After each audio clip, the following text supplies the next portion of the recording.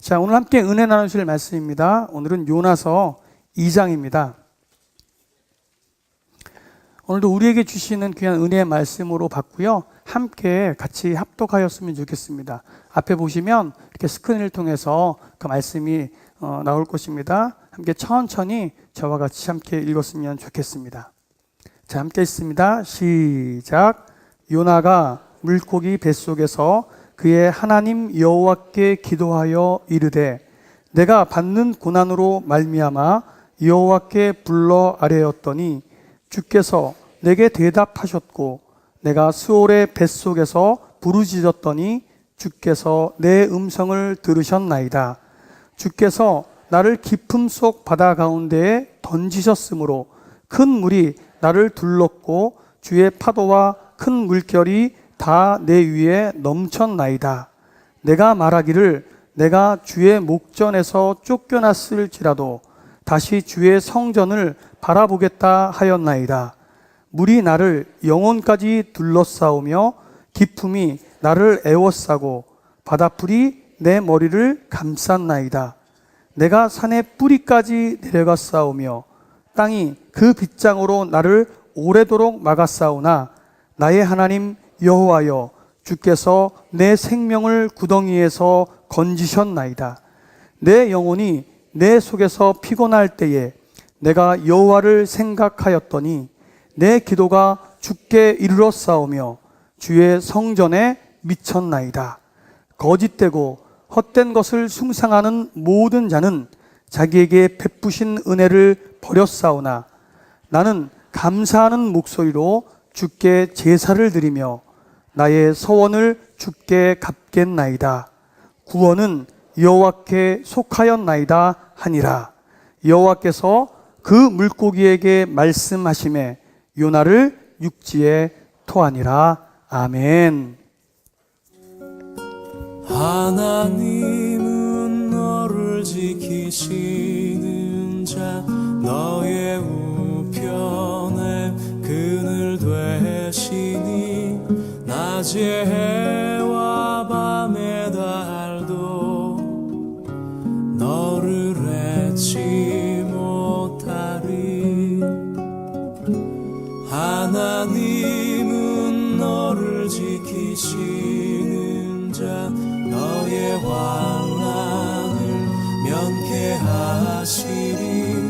그가 너를 도우시리라. 너의 출입을 지키시리라. 눈을 들어 산을 보아라. 너의 도움 어디서 오나. 천지 지으신 너를 만드신 여호와께로다. 천지 지으신 너를 만드신 여호와께로다.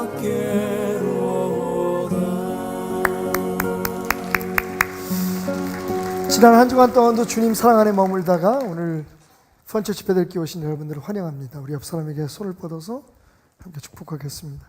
눈을 들어 산을 보아라. 너의 도움 어디서 오나. 천지 지으신 너를 만드신 여호와께로다.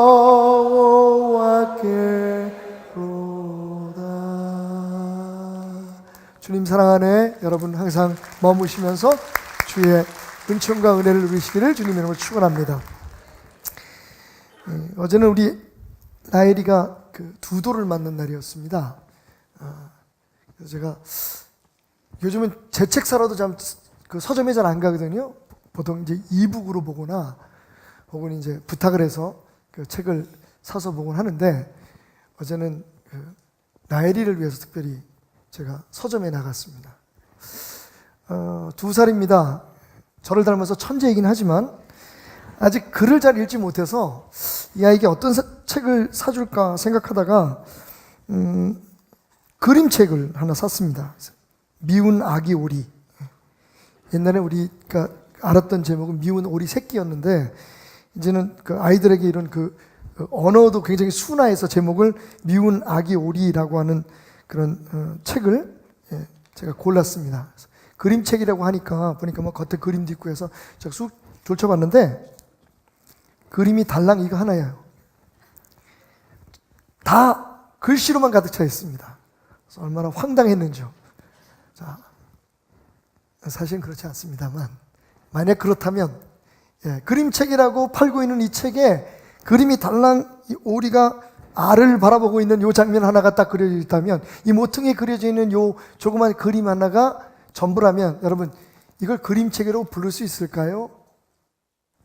그림책이라고 부를 수 없을까요? 그림이 있으니까 그림책이라고 우기면 할 말은 없겠죠. 하지만 우리가 이것을 그림책이라고 부르기에는 조금 뭔가 부족함이 있다라는 느낌을 갖지 않을 수가 없습니다. 요나서 이야기해 볼까요? 여러분, 요나서가 선지서입니까? 아닙니까? 당연히, 그죠? 우리가 성경을 편집할 때 요나서는 17권의 선지서 중에 그것도 소선지서 12권 사이에 있습니다. 그러니까 요나서는 선지서다라고 우리가 생각하고 있는데, 여러분, 선지서가 뭡니까? 선지서는 말대로 하나님께서 선지자, 히브리 말로 나비라고 하는 사람들을 통해서 하나님의 말씀을 대언하게 하신 거잖아요. 그러니까 선지서의 대부분의 내용은 하나님이 하신 말씀으로 가득 차 있어야 합니다. 그 하나님이 주신 말씀을 선지자가 전한 기록들이 남아 있어야 되죠. 그런데 여러분, 요나서에는 하나님께서 주셔서 요나가 선포한 말이 얼마나 될까요? 깜짝 놀라실 거예요. 여러분, 요나서가 참고로 1장이 17절, 2장이 10절, 3장이 10절, 그리고 4장이 11절입니다. 그래서 모두 48절로 이루어져 있어요. 4장 48절. 그런데 그 중에서 정말 선지서답다, 하나님께서 요나에게 주셔서 요나가 세상에 선포한 말은 달랑 한 절입니다. 안 놀라시는군요. 다 알고 계셨나요? 제가 죄송합니다. 저는 요번에 알았습니다. 말씀을 묵상할수록 새로운 걸 자꾸 깨닫게 되는데, 우리가 흔히 그 단내림 효과라 그러죠. 저는 요나서가 선지서 안에 있으니까, 그 캐테고리 안에 들어가 있으니까 당연히 하나님께서 주셔서 요나가 선포한 말들로 가득 차 있다고 하는 선입견을 가지고 있었나 봅니다. 그런데 요번에 성경을 읽다가 깜짝 놀랐어요. 요나서에 하나님 말씀을 제대로 선포한 건 딱 한 구절이에요. 48절 가운데. 그것도 한 절 전체가 아니라 몇 마디 안 돼요. 자, 우리 확인해 보십시다. 3장 4절. 요나서 3장 4절을 보면, 요나가 그 성읍에 들어가서 하루 동안 다니며 외쳐 이르되, 여기까지는 이제 설명이죠. 설명. 요나가 그 성읍에 들어가서 하루 동안 외쳐 이르되, 자, 그 다음이 요나가 하나님의 말씀을 대언한 딱 그 부분이에요. 40일이 지나면 니느웨가 무너지리라. 한번 따라해 볼까요? 시작. 40일이 지나면 니느웨가 무너지리라. 달랑 그게 전부예요. 자, 고민이 되는 거죠. 이걸 선지서라고 해야 되나? 선지서가 아닌가? 여러분, 그 한마디조차도 한 절 다 채우지도 못한 그 짧은 한마디, 쉽게 말하면 이런 거예요. 니네 큰일 났어. 이제 니네 40일 있으면 망해. 여러분, 이게 하나님의 말씀을 대언한 겁니까? 아니면 그냥 자기가 하고 싶은 말을 한 겁니까? 이건 거의 저주예요. 그죠? 그러니까 예를 들면 그 뒤에 이런 말이 붙어야 되잖아요. 그러니까 니네 빨리 여호와 하나님을 믿고, 니네들이 하나님을 그동안에 믿지 않은 사람들이었지만 하나님을 알고 하나님을 믿고 회개해. 그럼 하나님이 너를 구원해 주실 거야. 당연히 그런 메시지가 따라 붙어 있어요. 우리가 생각할 때는 이게 선지서다라고 인정할 만한데, 사실 요나가 한 말은 저주에 가깝습니다. 니네 큰일 났어. 니네 망했어. 이제 망했다. 니누에 망했다. 아수르는 끝났다. 이 얘기를 하고 다닌 거예요. 자, 정말 이상한 선지서입니다. 정말 이상한 예언서입니다.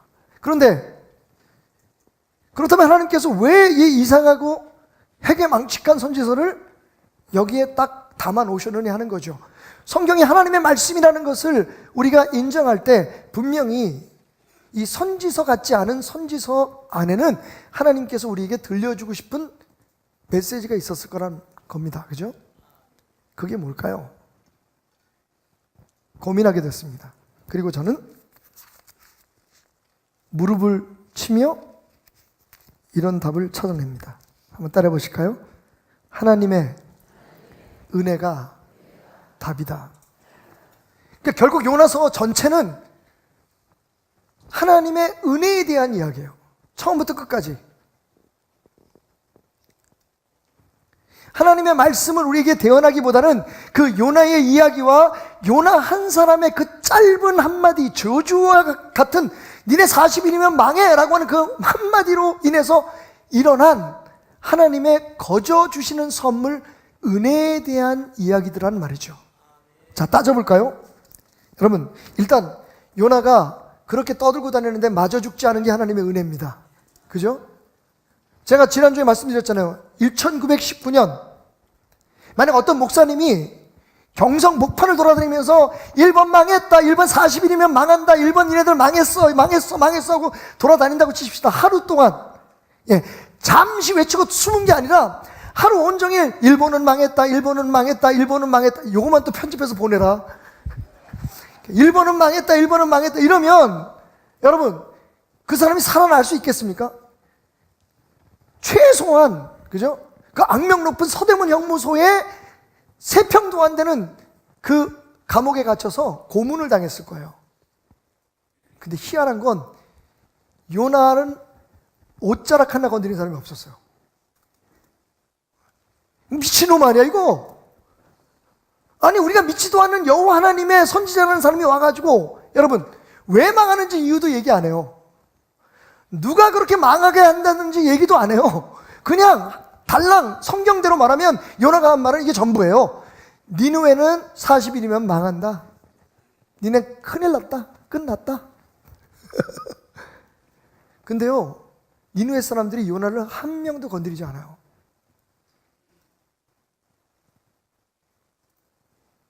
하나님의 은혜죠. 더 놀라운 건 그렇게 짧게 되는 둥 마는 둥 저주와도 딱 한마디 외치고 다녔는데 여러분 여태까지 여호와 하나님을 믿지도 않았던 니느웨 성이 온통 뒤집어집니다. 회개를 해요. 심지어는 자기가 여러분 말씀드렸잖아요. 그 인류 역사상의 가장 악랄한 문화잖아요. 가장 잔인한 그런 그 문화를 가지고 있던 그 나라의 왕이 하나님 앞에 베옷을 입고 회개를 해서 아이고야 니느웨가 전부 다 구원을 받아요. 은혜죠?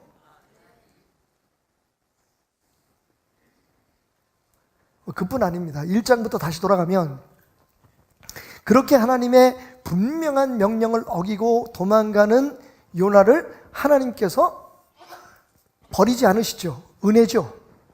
그가 한 행동으로 보면 하나님께서 쓸 사람이 요나밖에 없겠습니까? 그죠? 요나 아니래도 여러분 나중에 4장에 가면 박넝쿨 그리고 그 박넝쿨을 밤새도록 뜯어먹은 벌레 한 마리 이런 것들을 통해서도 하나님께서 당신의 뜻을 이루시잖아요. 당신의 뜻을 말씀하시잖아요. 생명도 없는 바닷물, 파도, 바람, 물고기 이런 걸 통해서 하나님께서 역사하시잖아요. 근데 하나님이 굳이 요나라고 그건 말도 더럽게 안 들어먹는 지 고집으로 자기 뜻대로 하나님이 잘못됐다. 하나님 지금 잘못하고 계시는 거다. 나는 내가 옳다고 생각하는 대로 하겠다라고 고집부리는 그 선지자라고 하는 소위 하나님의 종이라고 말하는 그 사람을 끝까지 이렇게 사용해서 하나님의 뜻을 이룰 이유가 있어요? 없어요? 없어요. 근데 하나님이 요나를 버리지 않아요. 마침내 요나가 자기의 죄를 깨닫고 나를 물에다 던져라. 내가 죽어야만 이 파도가 멈출 것이다. 여러분들이 해를 받지 않으려면 내게 모든 책임을 다 지게 해라. 그리고 물로 뛰어드는데 근데 여러분 자기가 죽겠다고 뛰어든 그 요나를 물고기를 딱 예비하고 계셨다가 살려주십니다. 은혜죠. 더 기가 막힌 건 점점 더 기가 막혀요. 물고기 뱃속에 들어가서 3일 밤 3일 낮을 소화가 안 되고 살았어요.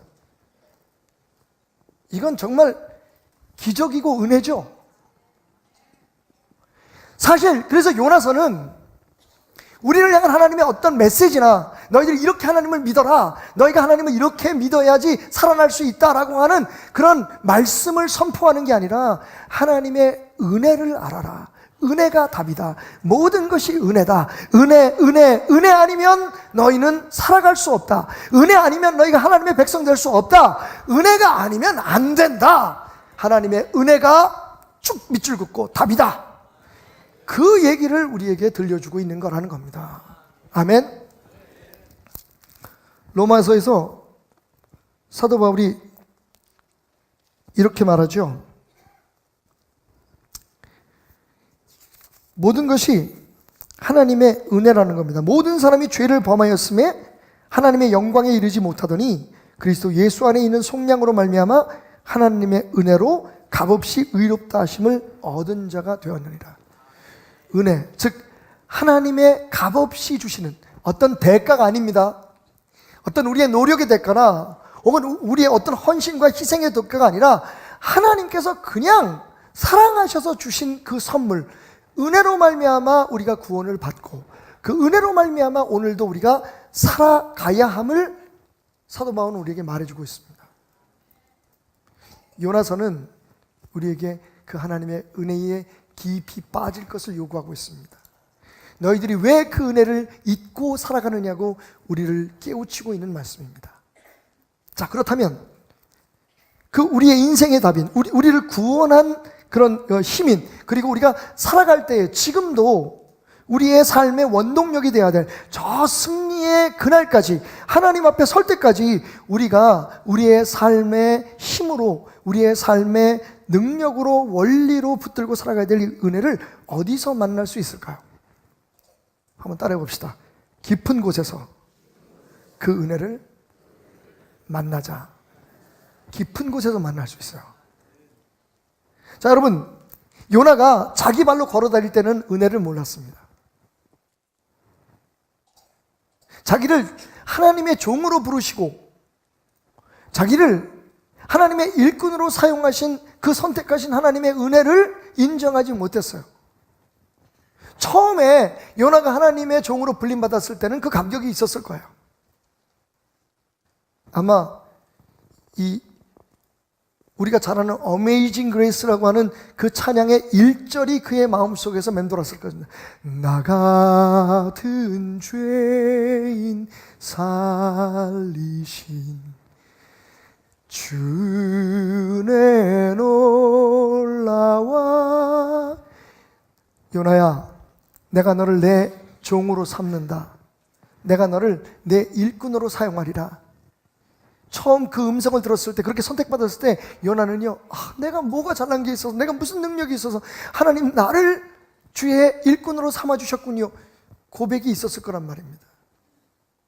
그런데 시간이 흐르면서 이제는 좀 주의 종으로, 선지자로 인정받기 시작하면서 그가 드디어 하나님의 말씀을 자기의 뜻대로 해석하기 시작합니다. 자기의 생각과 하나님의 말씀이 틀렸을 때 하나님이 바꿔야지, 내가 맞는데 왜 하나님이 나한테 이런 명령을 주시느냐고, 하나님 지금 당신 실수하고 있는 겁니다 라고 말하듯 하나님께 등을 돌려대고, 서쪽으로 가라면 동쪽으로 가고, 육로로 가라 그러면 바다로 가고, 도시로 가랬더니 배를 타고 저 땅 끝을 향해서 갑니다.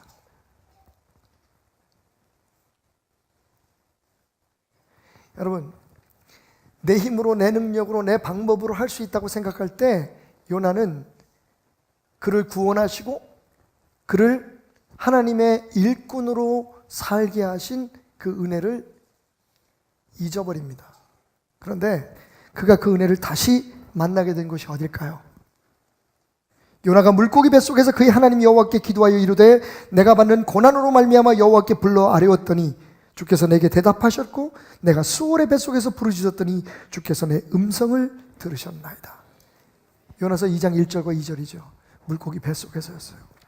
그것도 저 바다 밑, 저 땅끝, 산에 뿌리가 있는 그 밑에 땅속에 파묻혀서 스스로의 힘으로 빠져나올 수 없는 그 막막함 속에서 요나는 고백합니다. 하나님이 내 음성을 들으셨구나. 하나님께서 나를 구원해 주셨도다. 여러분, 죄송하지만 둘 중에 하나예요. 정말 우리가 하나님의 뜻대로 하나님의 은혜 가운데 살려면 우리 스스로 하나님 앞에 두 손 다 들고 나는 내 힘으로 할 수 없습니다 라고 고백하든지, 아니면 하나님께서 우리를 그렇게 만들어 버리시든지. 요나는 후자죠. 스스로 하나님 앞에 하나님 말씀이 옳습니다. 내 생각은 그게 아닌데 하나님이 그렇게 말씀하시면 저는 하나님 말씀대로 하겠습니다. 왜냐하면 그것이 하나님의 은혜이기 때문에 고백했다면 아마 요나는 물고기 뱃속에 들어가서 그 고난을 겪지 않았어도 될 거예요. 만약 이것도 아니고 저것도 아니면 여러분 하나님의 사람 아니에요. 그냥 여러분 살게 내버려 두면 하나님 사람 아니에요. 그러니까 우리가 하나님 앞에 굴복하든지 아니면 하나님이 우리를 굴복할 수밖에 없는 상황으로 몰아치든지, 아마 여러분들 이미 여러분의 인생의 어느 시점에서 그것을 경험하셨을 거예요. 여러분 힘으로는 살 수 없고 여러분 능력으로 살 수 없어서 주님 당신이셨군요. 그렇게 고백했던 그 순간이 아마 있었을 거예요. 시간이 지나면서 우리는 하나님과 대화하는 것을 멈춥니다. 이제는 알거든요. 나도 성경 좀 배웠거든요. 그게 내가 하나님의 말씀에 직접 대화에서든지 아니면 누가 가르쳐줬든지 그게 주입식이든지 아니면 자기 주도식이든지 하나님의 말씀을 좀 안단 말이에요. 하나님 이런 분이야. 하나님 이렇게 이런 거 하면 기뻐하셔. 하나님이 저렇게 하면 좋아하신대. 그 다음부터는 하나님이 무슨 말씀을 하시면 거기에 대해서 묻지 않아요. 그냥 내가 생각하고 내가 아는 대로 그냥 하나님을 믿어드립니다. 그러면서 얘기하죠. 하나님, 내가 이만큼 했으니까 당연히 나 복 주셔야 되는 거 아닌가요? 그렇지 않으면 하나님 아니죠. 내가 이렇게 열심히 주님을 섬기고 이렇게 희생했는데, 여기까지 희생했는데 하나님 내 기도 안 들어주시면 하나님 아닌 거죠. 여러분, 어느 시점에선가 우리는 하나님과 대화하는 것을 멈추기 시작합니다. 그 다음 단계가 뭐예요? 하나님을 우리 뜻대로 바꿔놓으려고 합니다. 하나님 당신 틀렸습니다. 아무리 생각해도 그건 바른 길이 아닙니다. 그건 바른 뜻이 아닙니다. 하나님 지금 실수하고 계신 거죠. 나는 내 뜻대로 하겠습니다. 하나님 날 따라오시든지 아니면 말든지. 요나가 지금 그 단계예요. 하나님 앞에 기도하지 않았죠. 하나님 앞에 왜 그런 부당한, 내가 생각할 때는 말도 안 되는 명령을 내게 주셨느냐고 하나님 앞에 겸손히 묻지 않았습니다. 거기서 끝난 게 아니라 하나님 따라오라고 합니다.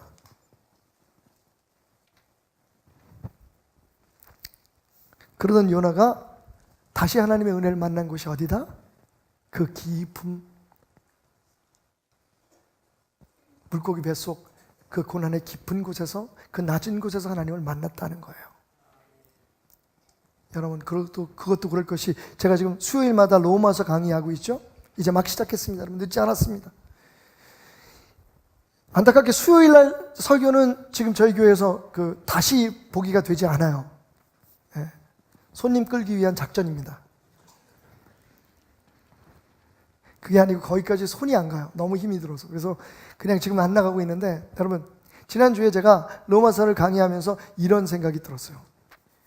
제가 계속해서 지금 매주일 한 번씩 얘기하는 건데, 세상에 다른 종교, 우리 기독교가 다른 점이 뭐냐?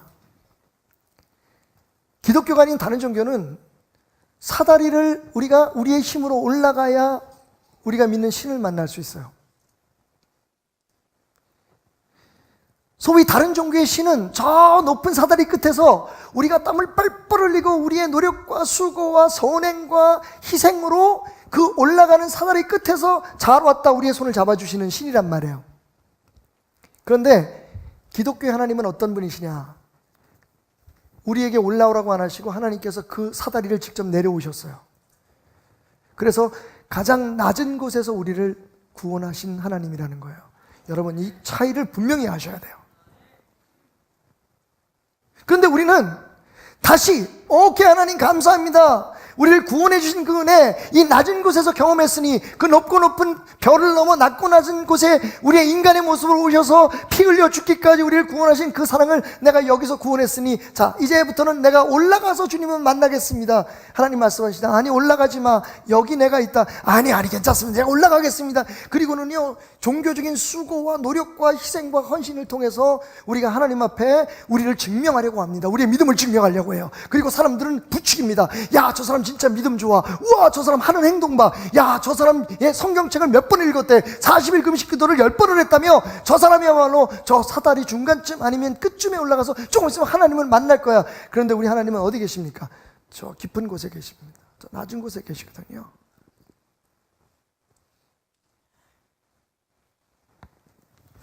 정말 그 하나님을 만나고 그 하나님이 거저 주시는 은혜를 다시 깨달을 수 있는 방법이 뭘까요? 요나의 기도가 우리에게 그 길을 보여줍니다. 첫째, 내가 주의 목전에서 쫓겨났습니다 라는 것을 스스로 자인할 수 있어야 돼요. 한번 따라해 보겠습니다. 내가 주의 목전에서 쫓겨났습니다. 여러분, 나는 내 죄로 말미암아 나는 나의 본성상 하나님으로부터 쫓겨난 사람의 자손입니다. 우리는 영원히 죽을 수밖에 없는 존재로 이 세상에 왔다는 거예요. 여러분, 이게 인정이 안 되면 하나님 필요 없습니다. 그죠? 구원이라는 단어 자체가 무의미한 거예요. 여러분이 어떻게 하나님을 믿게 되었는지, 어떻게 이 교회까지 나오게 되었는지 저는 잘 모르지만 여러분, 분명한 것 하나는 하나님께서 여러분을 택해서 여기까지 불러오셨다면 여러분 안에 적어도 이 고백이 있어야만 합니다. 나는 하나님께로부터 쫓겨난 사람입니다. 다시 말하면 나는 죄인이라는 거예요. 하나님으로부터 분리된 사람. 아담이 에덴 동산에서 쫓겨났듯이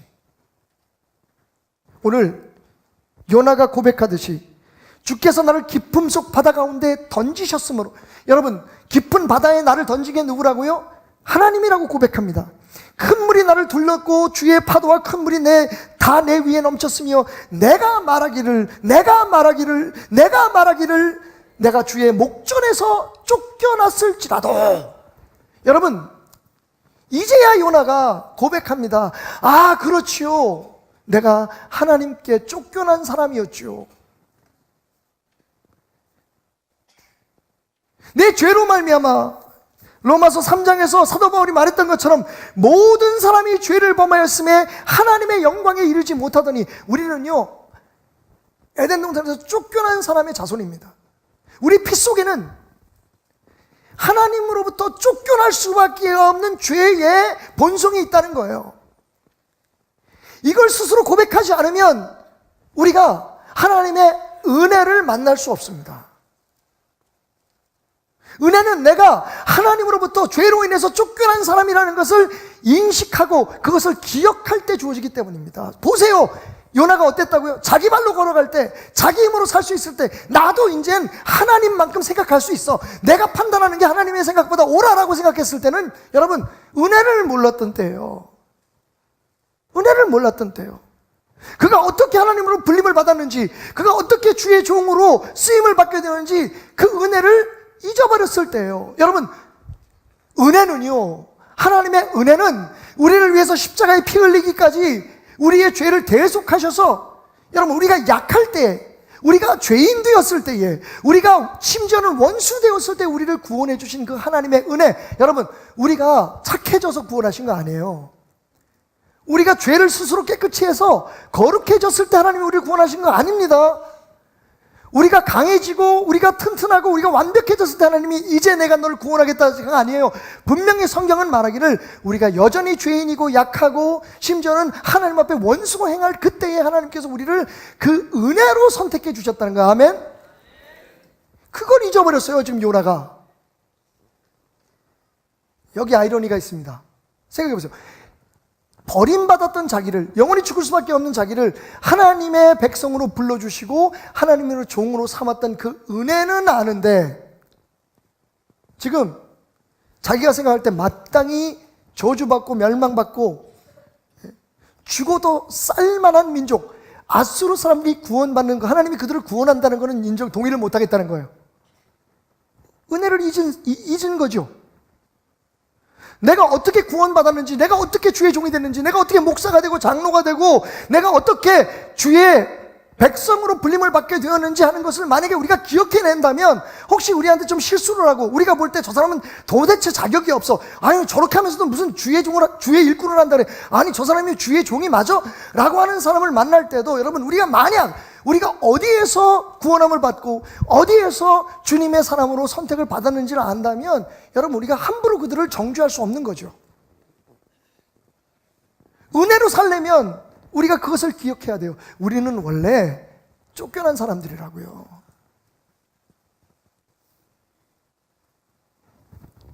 자, 그런 고백이 있고 난 후에 당연히 이어서 우리에게 이런 고백이 따라오겠죠.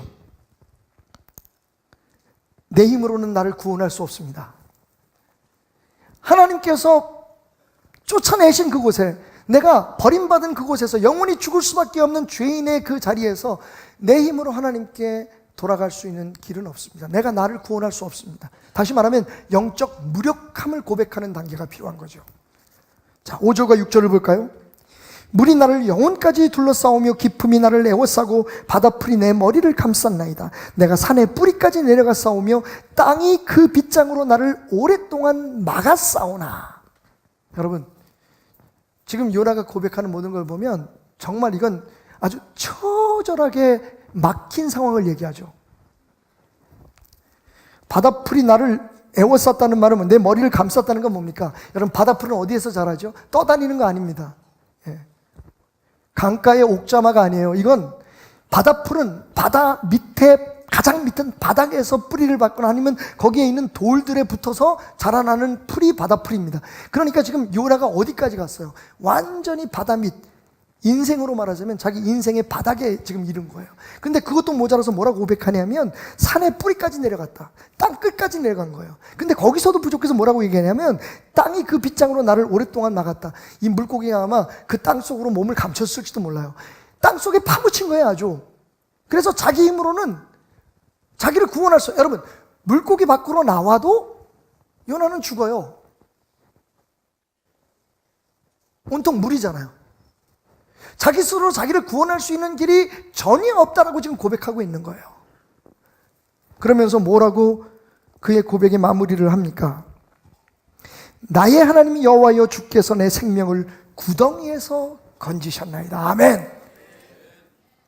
여러분, 인류의 역사 속에 수많은 사람들이, 소위 뭔가를 찾는 사람들이 구원의 길을 위해서 애를 써왔어요. 심지어는 요새 의학의 도움을 받아가지고 심각한 병이 있는 사람들이 지금 의학으로는 해결이 안 되니까 나중에 과학이 발전해서, 의학이 발전해서 그 치료법을 발견할 때까지 나를 얼려주십시오. 그래서 돈을 엄청나게 내고 자기 몸을 얼려서 지금 보관하고 있는 사람들이 있어요. 어떻게든지 영원히 건강하게 살고 싶은 거죠.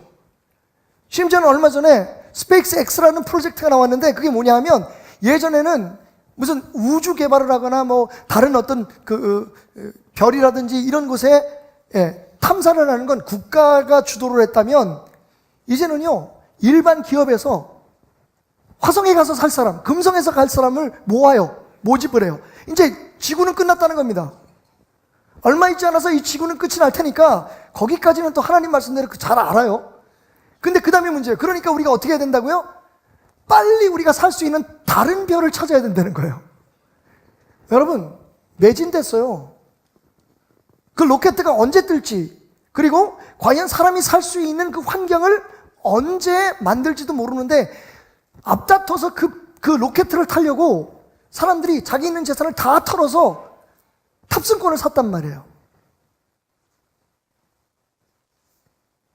그뿐이 아닙니다, 여러분.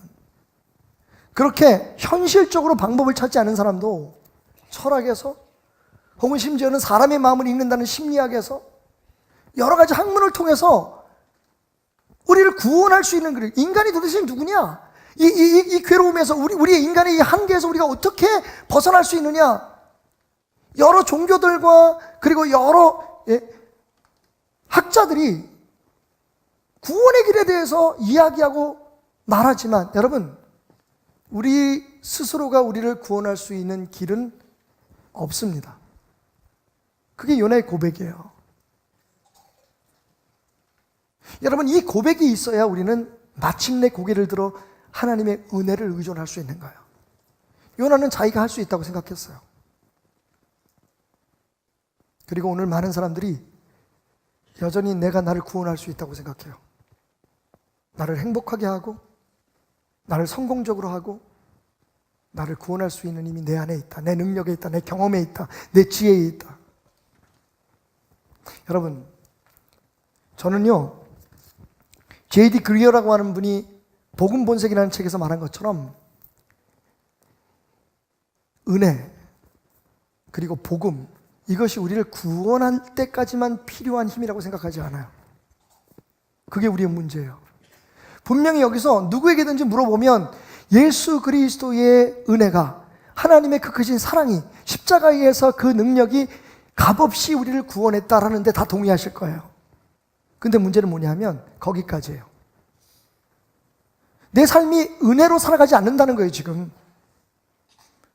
지금까지만 고백을 한번 여러분, 다시 한번 여러분들에게 정리해 드릴까요? 나는 죄인입니다. 내 힘으로 나를 구원할 수 없습니다. 근데 이것이 영원히 죽을 수밖에 없는 죄에서 구원함을 받은 거기에만 해당되는 게 아니라 매일매일의 삶 속에 고백되어야 된다는 거예요. 그래야만 은혜가, 복음이 우리의 힘이 돼요. 우리는 지금 복음은 저 개밥 그릇에 담아서 우리가 키우는 개들한테 주고 있습니다. 하나님이 날 구원해 주셨으니까 그 다음부터는 내 힘으로 살아야 되는 거예요. 지금 하나님 날 구원해 주셔서 너무 감사합니다. 오, 날 위해서 십자가에 흘리신 그 보혈의 능력에 대해서 저는 감격합니다. 하나님, 이제부터 내가 열심히 살게요. 내가 착하게 살게요. 누가 그렇게 말합니까? 내가 너희를 은혜로 구원했을 뿐만 아니라 너희 능력, 너희들의 어떤 미래의 쓸모를 보고 너희를 구원한 게 아니라 온전히 내 사랑으로, 거저주는 내 사랑으로 너희를 구원했으니 너희의 삶도 그 은혜로 살아가야 된다고 말합니다.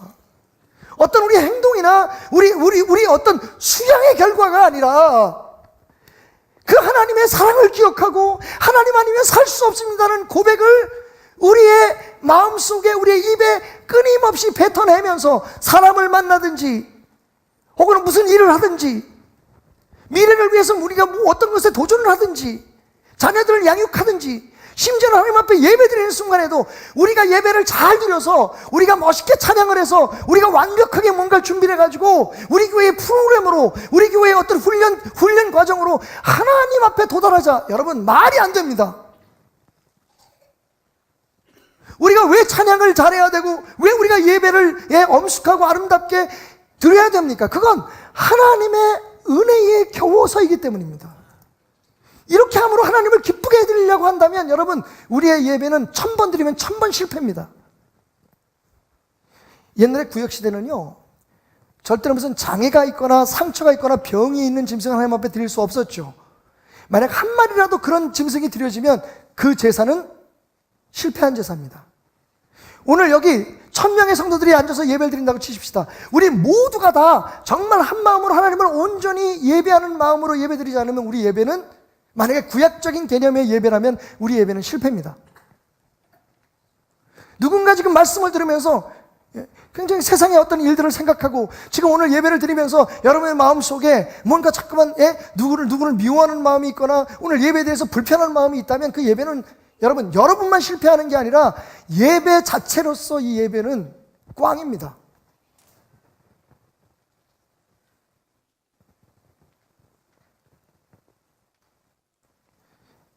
예배는 하나님의 은혜를 생각나게 하는 시간이어야만 하는 거예요. 그게 목적입니다.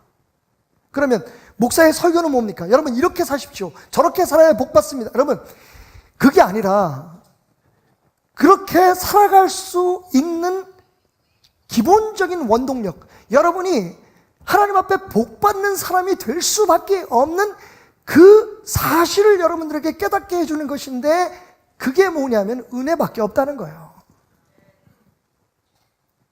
다시 말하면 우리가 자꾸만 말씀을 읽고 막 노력을 해서 하나님의 은혜를 깨닫는 게 아니라 하나님의 은혜를 깨닫는 순간 우리가 하나님을 더 알고 싶게 되고 하나님에 대해서 더 깊이 다가가게 되고 그리고 선행을 하게 되고 하나님이 기뻐하시는 일을 하게 되는 거예요. 은혜가 먼저인 거예요. 지금 우리가 바뀌었어요. 우리의 신앙이 바뀌었어요 지금.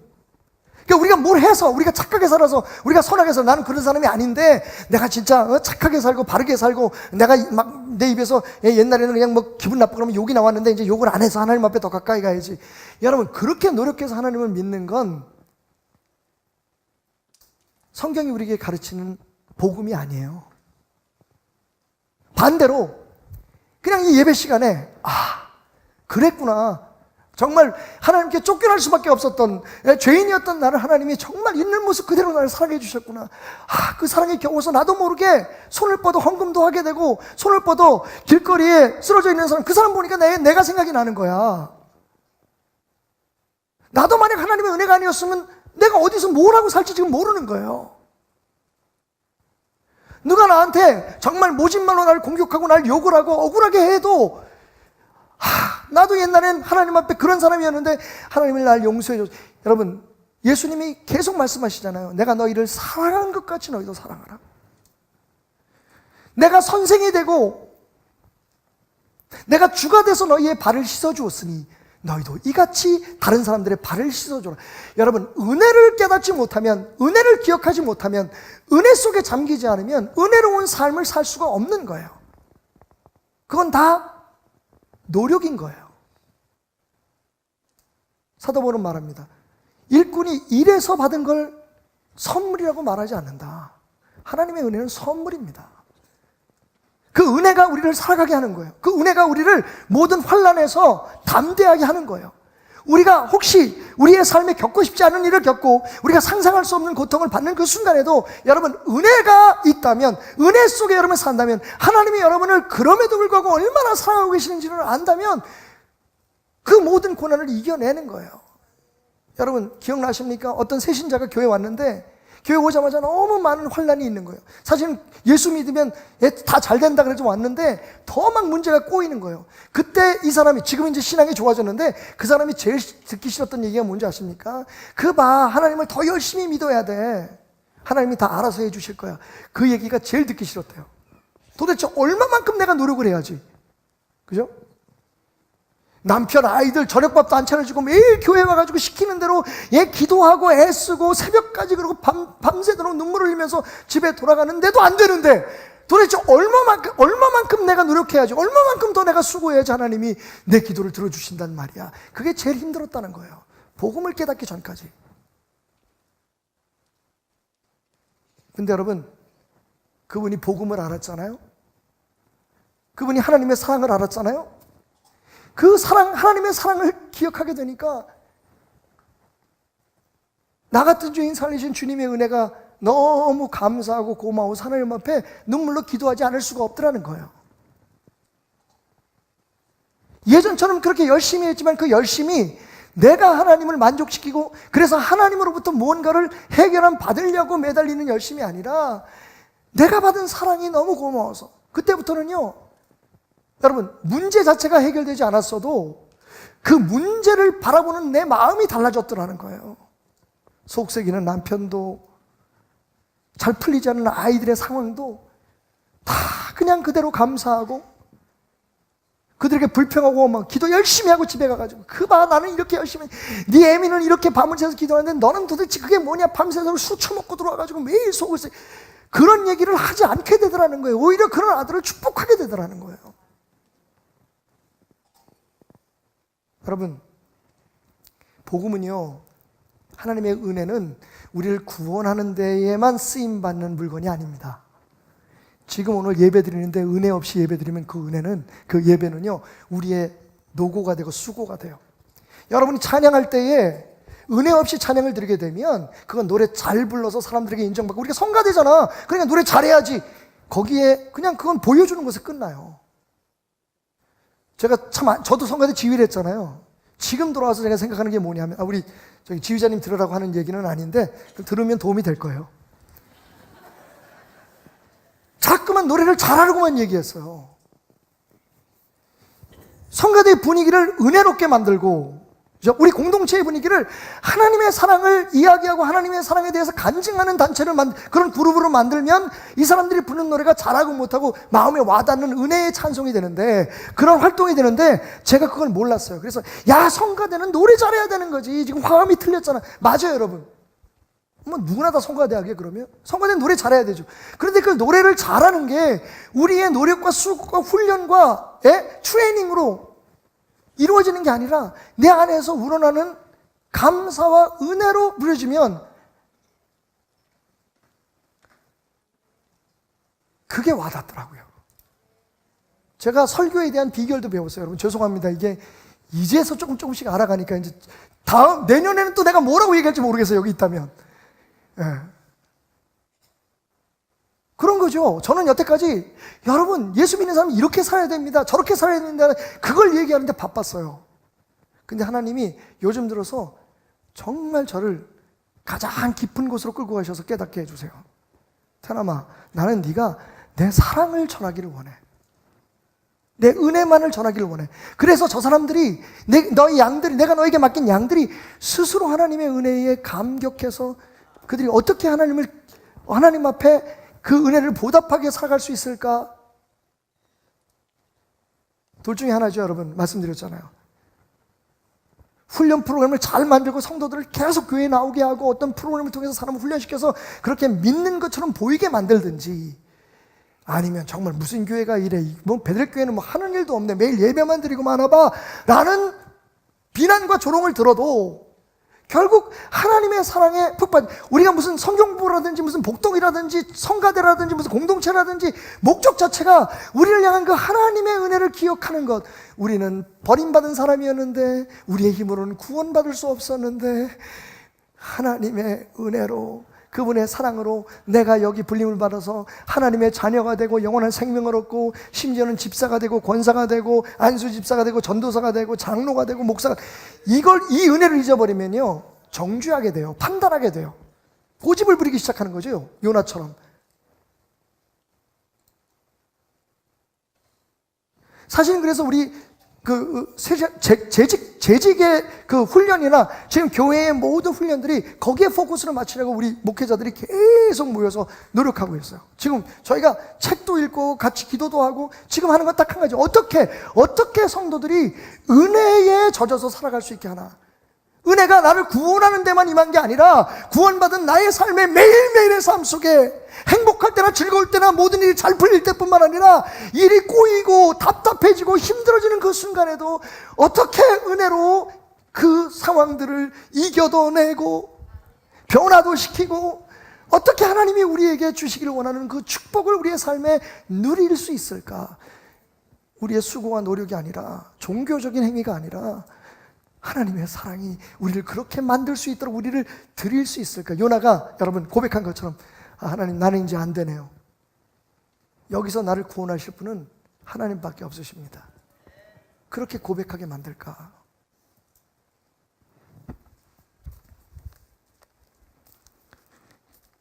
자, 요나의 마지막 고백입니다. 구원은 여호와께 속하였나이다. 2장 7절부터 9절까지 읽겠습니다. 내 영혼이 내 속에서 피곤할 때에 내가 여호와를 생각하였더니, 여호와를 생각해내야 합니다. 은혜를 생각해내야 됩니다. 내 기도가 주께 이르러 싸우며 주의 성전에 미쳤나이다. 거짓되고 헛된 것을 숭상하는 모든 자는 자기에게 베푸신 은혜를 버렸사오나. 여러분, 우상 숭배의 시작이 어디서부터 시작되는 줄 아십니까? 하나님의 은혜를 잊어버릴 때 시작되는 거예요. 나는 할 수 없었는데, 나는 아닌데 하나님께서 나를 그렇게 하게 하셨구나, 나를 이렇게 만들어 주셨구나. 그러니까 하나님이 내 삶의 주인이 되고 하나님만이 내 삶의 소망이 되어야 된다는 것을 잊는 순간 어떻게 돼요? 돈이 우상이 되고, 자식이 우상이 되고, 내 꿈이 우상이 되고, 사람들 앞에서 인정받는 내 체면이 우상이 되는 거예요. 은혜를 깨닫는 사람은 그 모든 것이 의미가 없어요. 하나님이 허락하지 않으시면 제가 이 자리에 설 수 없다는 거예요.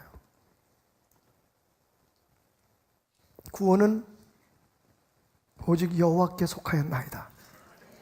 나는 죄인이었는데, 나는 버림받은 존재, 나는 영원히 하나님으로부터 떨어진 존재였는데, 하나님 앞에 쫓겨났는데 그래서 내 힘으로 어떻게든지 살아보려고, 내 힘으로 어떻게든지 내 스스로를 구원해 보려고, 내 스스로 어떤 내 인생의 최고의 목표까지 이루려고 몸부림쳤는데 내 힘으로 안 되더라는 거예요. 모든 것이 다 막히고 모든 것이 다 절망적이었을 때 내 기도를 들으신 하나님, 내가 부르짖는 하나님이 손을 뻗어서 나를 구원해 주셨다는 거예요.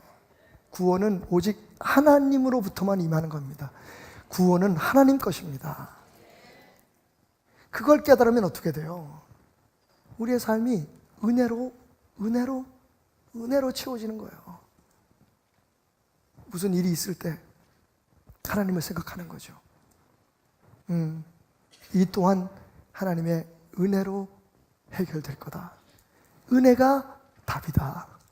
누가 미워하는 사람이 생겨도 그렇죠. 인간의 생각으로는 미워할 수 있습니다. 종교적인 판단으로는 여러분 정죄할 수 있어요. 사람들 앞에 저 사람들은 저렇게 사는데 나는 그렇게 안 살아. 스스로 되게 의롭다고 생각할 수 있습니다만 여러분, 그것조차도 우리를 구원하지 못합니다. 오직 하나님만이. 여러분, 이 원칙은 우리가 십자가 앞에서만 깨닫는 게 아니라 우리의 일상생활 하루하루의 삶 속에서 깨달아져야 되는 거예요. 이렇게 깊은 곳에서 은혜를 만나게 된 후에, 이건 저의 결론입니다. 어떻게 살아야 할까요? 따라합시다. 하나님의 은혜가 나의 삶의 BGM, 배경음악이 되게 하자. BGM, 백그라운드 뮤직이죠. 여러분, 언젠가 그런 얘기를 하는 사람을 들었어요. 어떤 연예인이 그러더라고요. 나는 내 삶을 영화처럼 살고 싶어.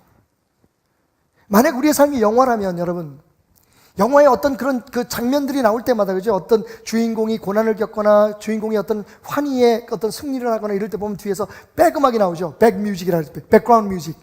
BGM이라고 보면 줄여서 배경음악이 나옵니다. 전쟁 영화에는 전쟁 영화 빵빵빵빵 뭐 이런 음악이 나오겠죠. 그죠? 아니면 그런 사운드 이펙트가 효과 음악이 나오든지 음향이 나오든지. 이걸 기억하시나요? 빰빰빰빰빰빰빰빰빰빰빰빰빰빰빰빰 빠바바. 뭐죠? 예, 미션 임파서블의 백그라운드 뮤직이죠. 스파이 영화에는 이런 노래 음악이 나오는 게 맞아요. 빰빰빰빰빰. 그 다음에 여러분, 이게 좀 남사스럽습니다만, 예, 에로 음악에는 뒤에 어떤 음악이 나오죠? 애들 없지? 여러분의 삶이 영화같이 산 드라마 같은 삶이라면 지금 여러분의 삶에 어떤 음악이 울려 퍼지고 있느냐는 거예요. 우리가 정말 하나님의 사람이라면 어떤 백그라운드 뮤직이 울려 퍼져야 될까요? 하나님의 은혜가 우리의 백그라운드 뮤직이 되어야 되는 거예요. 에베소에 쓴 편지에 사도 바울이 이렇게 말합니다. 시와 찬송과 신령한 노래들로 서로 화답하며 너희의 마음으로 주께 노래하며 찬송하며 범사에 우리 주 예수 그리스도의 이름으로 항상 아버지 하나님께 감사하며 그리스도를 경외함으로 피차 복종하라. 여러분, 이게 성령 충만한 사람의 삶에 대한 묘사예요. 시와 찬송과 신령한 노래로 서로 화답하라. 우리의 삶에 어떤 상황에서나 은혜의 찬송이 우리의 삶의 백뮤직이 돼야 돼요. 여러분이 만약에 어떤 중요한 그 계약을 위해서 걸어갈 때 여러분 뒤에서요, 예, 빰빰빰빰빰빰빰 이런 음악이 나오면 안 돼요. 예? 이런 음악이 나오면 안 돼요. 여러분이 걸어갈 때 여러분 뒤에서 이것이 나의 간증이요, 혹은요, 은혜로다 주의 은혜, 이런 찬양이 나와야 돼요. 예? 하나님의 꿈이 나의 비전이 되고, 이런 음악이 여러분 백화나로 쫙 나올 때 여러분이 걸어가셔야 돼요. 여러분이 부부싸움 할 때 여기서 막 폭탄이 터지고 저기서 막 총소리가 나는 음악이 터지면 안 돼요. 비록 우리가 치열하게 싸우고 다투는 그 순간에도 여러분이 뒤에 배경음악은 뭐가 돼야 돼요? 은혜가 돼요. 내가 이제까지 지내온 것은, 예? 심지어는 이 정도까지는 돼야 돼요. 너 같은 죄인 살리신 주의 노래. 여러분, 제가 그냥 기억에 남으시라고 그렇게 말씀드리지만, 여러분, 우리의 삶이 영화 같은 것이라면 여러분이 어떤 상황에 있든지 어떤 환경에 있든지 여러분, 여러분의 삶의 모습과는 관계없이 여러분 뒤에 은혜가 쫙 깔려야 돼요.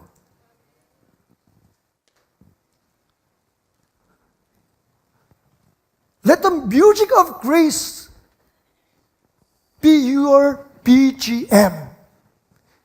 은혜의 음악이, 은혜의 찬송이 여러분의 삶의 배경이 되어야 돼요. 그러면 여러분 고난 앞에서도 담대할 수 있는 거예요. 우리가 상상하지 못했던 일을 만나도 승리할 수 있는 거예요. 정말 우리의 마음에 안 들고 우리의 기준에 안 맞는 그런 사람들도 우리가 정죄하지 않을 수 있는 거. 왜? 우리가 거저받았으니 freely we have received. freely we give. 너희가 거저받았으니까 거저 주어라. 그 하나님의 음성이 우리의 뒤에 울려 퍼지기 때문이에요. 난 저 사람보다 좀 나아.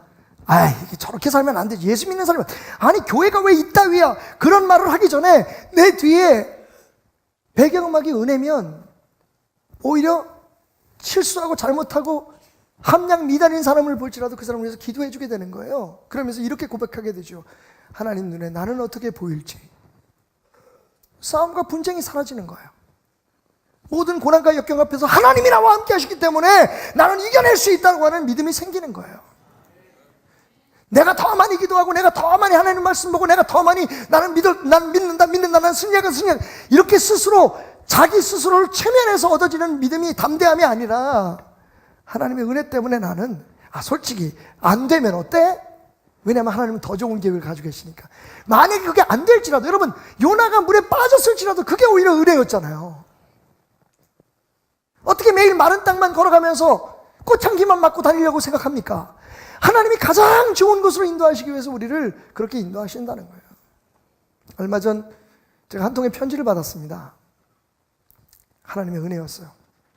예전에 아버님 때 목사 안수를 받은 어떤 분이 저한테 편지를 썼어요. 당신이 이제 아버님 때 목사 안수를 받아가지고 뭐 선교도 하고 뭘 하다가 이제 할 일이 없는데 당신을 좀 도와달라는 거예요. 근데 이 도와달라는 게 좀 터무니가 없어요.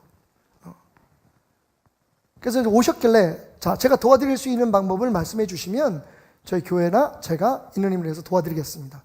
그러고 가셨어요. 그리고 한 달 만에 저한테 편지가 왔어요. 편지 내용이 가관이에요. 이렇게 쓰셨어요. 연세가 많으셔서 제가 함부로 말씀 못 드리겠는데 세상에서도 큰 기업을 물려받은 사람이면 아버지의 그런 그 재산을 가지고 어려운 사람을 돕고 아버지 때에 힘들었던 사람들을 돕는 게 당연하거늘 박태남 목사, 당신은 교회를 세습받아서 수백억이 되는 재산을 가지고 있으며 그렇게 떵떵거리며 잘 살면서 제가 그게 문제라 그랬잖아요. 저는 오늘 아침밥을 안 먹었는데도 이렇게 멋있어 보여. 이게 뭐야 도대체. 제가 입은 이 양복이 5년 됐는데도 이렇게 딱 어제 맞춘 것 같지 않아요 여러분? 참나. 여기까지 농담이고요. 만약에 4월 며칠까지 적절한 그걸 처리를 안 하면 법정에서 보게 될 거예요. 근데 여러분 한번 혹시 법 아시는 분 많죠? 그것 때문에 제가 법정에 갈 이유가 있나요? 없나요?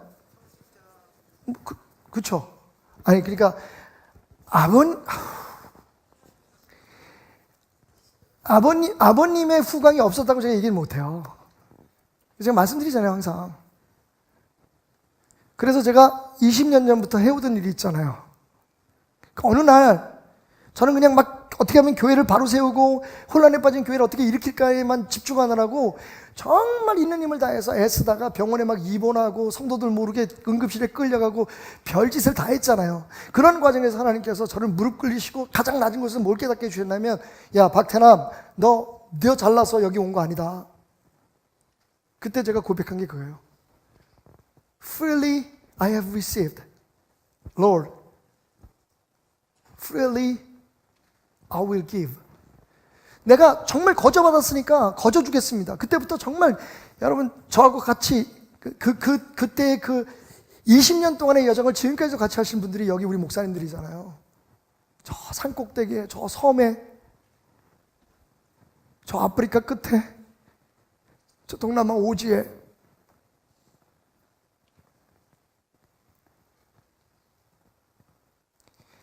집회하고 나면 헌금 들어온 거라고 이렇게 통째로 모아 내 눈을 미안하니까 내가 보는 앞에서 돈을 계수해가지고요 3일 동안 집회한 거 돈 그거 계수해가지고 근데 5명 앉아있는 집회에 헌금이 나오면 얼마나 나오겠어. 그것도 제가 인도하는 집회. 아이고 안 나와요. 딱 보면 제가 한 헌금보다 몇만 원 더 있어. 그걸 그 눈에 보는 앞에서 제가 그 목사님들의 마음을 알아요. 저도 교회에서 뭘 행사를 하면 항상 그게 신경이 쓰이거든요. 근데 그걸 이렇게 해가지고 목사님이 이게 전부입니다. 그냥 교통비라도 쓰십시오. 내주면 여러분 여기 있는 분들 다 아실 거예요. 우리가 같이 다니는 사람들은 거기에 우리 베델교회 여러분들이 하는 헌금을 더해서 마이크가 시스템이 이래가지고 이거 어디 예배 드리겠습니까? 우리 박성환 집사 불러가지고 그렇게 해서 고쳐준 교회 지붕에 물 떨어지고 비 오는 거 고쳐주고 창문 깨진 거 다시 갈아준 교회들이 정말 전국에 수백 개가 넘어요.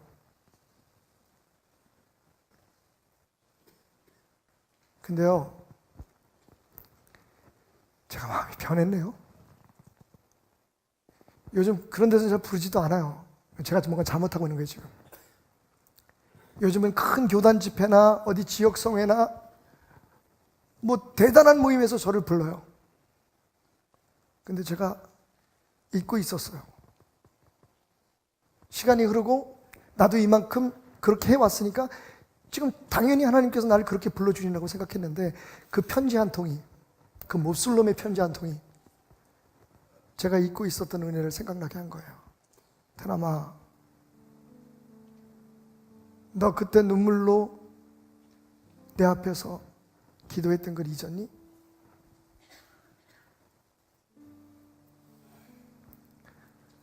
그 압도적이고 강력한 하나님의 말씀 앞에 저는 불평조차 할 수 없었어요.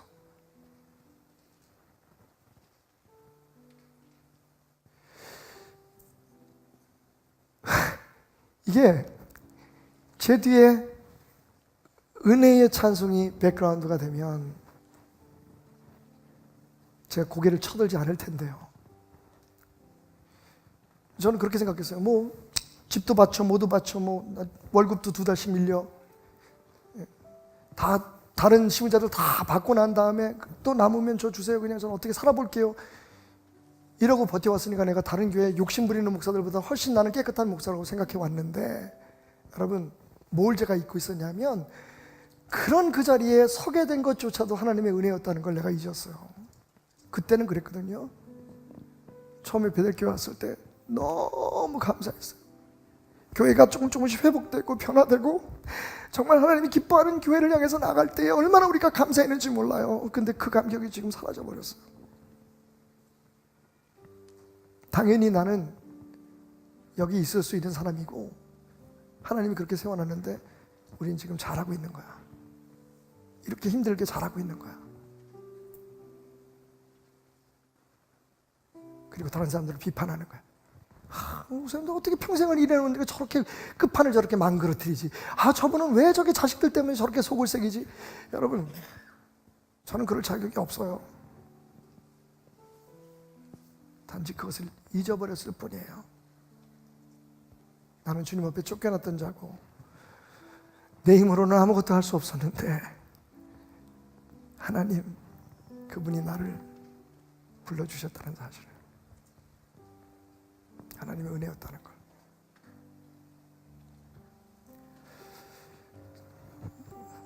BGM 얘기하니까 생각나는 영화가 하나 있네요. 여러분 그 타이타닉 보셨죠? 보통 타이타닉이라는 영화를 보면 인류 역사상 가장 큰 해양 사고 중에 하나였죠. 그 영화 타이타닉이라는 영화를 보면 아마 여러분이 잘 기억하시는 노래는 그 아이리시 플루트, 그 아이리시 피리 소리가 쫙 앞에서 쫙 은은하게 나오면서 연주되는 그 셀린 디온이라고 하는 진짜 훌륭한 가수죠. 마음도 착해요. 그 셀린 디온이 부르는 My Heart Will Go On이라고 하는 노래가 아마 여러분들의 마음속에는 이 타이타닉 영화의 배경음악으로 생각날 거예요. 근데 예수 믿는 분들이라면, 특별히 저에게는 그 My Heart Will Go On이라고 하는 노래 말고 정말 감동적인 장면이 하나 있었어요. 그게 뭐냐면, 여러분 마지막 부분에 가면 이제 배가 가라앉기 시작하고 사람들을 구조할 수 있는 구명정에 그 탈 수 있는 사람들의 숫자는 제한되어 있어요. 그러니까 거기서 진짜 막 사람들이 악하게 변하기 시작하죠. 그러니까 아비규환입니다. 자기 가족들 살리려고, 자기를 살리려고 다른 사람들을 죽이기도 하고 물에 집어 던지기도 하고, 그래서 막 배에 매달리고 서로 살라고, 그 지옥의 지옥. 그 상황에서 그 월리라고 하는 바이올리니스트 하나가 찬양을 바이올린 연주자가 함께 연주하던 친구들을 먼저 그 배에 타라고 보내죠. 그리고 자기 혼자 돌아서서 목에다가 낡은 바이올린을 딱 걸고 음악을 연주하기 시작합니다. 여러분, 뒤는 지옥이에요. 막 사람들이 서로 죽이고 막 살라고 몸부림치고 막 진짜 말로 다 할 수 없는 그런 장면이 연출되는데, 여러분 정말 의외로 이 연출의 그런 묘미를 제가 발견했어요. 거기서 이 사람이 바이올린을 연주하는데, 그게 찬송가 338장이죠. 내 주를 가까이 하게 함은 십자가 진 같은 고생이라. 그러니까 인사를 하고 배를 타기 위해서, 구명보트에 올라타기 위해서 가던 악사들이, 연주자들이 다시 돌아와요. 그리고 하나씩 악기를 꺼내서 첼로로, 어떤 사람은 콘트라베이스로, 어떤 사람은 바이올린으로 내 주를 가까이 하게 함은 십자가 진 같은 고생이라를 잔잔히 연주해요. 여러분, 저는 그 장면이 마치 저의 지난날의 삶인 것 같았어요. 정말 뭔가를 위해서 치열하게 내 스스로를 지켜야 하고 싸워야 하고 이겨야 하고 인정받아야 하고 막 그렇게 싸우는데, 내 뒤에서는 내 주를 가까이 하게 하면 연주가 되는 거예요. 그 너무 극명하게 대조되는 그 장면이 저를 울게 했어요. 이 성전을 나가서 여러분은 또 치열한 인생의 싸움터를 향할 것입니다. 아마 집에 돌아가 보면 오늘 예배 드리고 나면 모든 문제가 다 해결됐으면 좋겠는데, 아니면 그냥 그 모습대로든지, 아니면 내일 여러분이 가장 생각하기 싫은 쪽으로 문제가 풀릴 수도 있을 거예요. 여러분의 삶이 얼마나 치열하고 얼마나 애잔하든지, 만약 여러분의 삶의 그 뒤변, 그렇게 여러분들이 치열하게 싸우는데, 여러분이 그렇게 치열하게 살아내는데, 그 뒤에 천사날 부르니 늘 찬송하면서 주께 더 가까이 나가기 원합니다라는 음악이 연주될 수 있다면, 여러분은요, 예수님이 승리하신 것처럼 승리하는 삶의 주인공이 될 수 있을 거예요. 은혜를 생각하세요. 은혜는 구원받고 버리는 게 아니라 지금 이 순간, 아니 앞으로 우리가 만나게 될 수많은 고난과 역경, 즐거움과 승리의 삶 속에 우리의 삶에 울려 퍼져야 할 나의 인생의 백그라운드 음악입니다. 아멘.